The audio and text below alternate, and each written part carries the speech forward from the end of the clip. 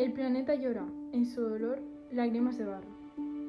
Y la calima asfixia el aire que lo envuelve y se suspende en un movimiento quedo y casi inerte. Pero nadie lo entiende.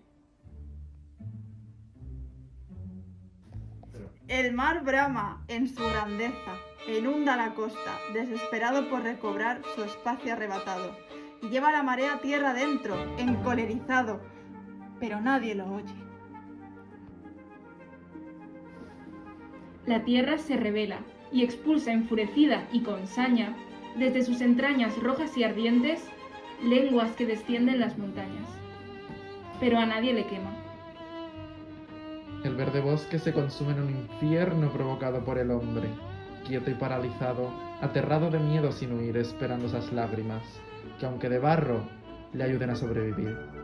Pero nadie lo ve.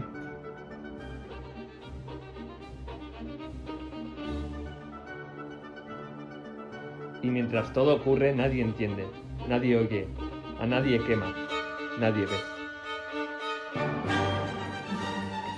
Llora, brama, enfurécete y revela hasta que los oídos sordos oigan tu queja.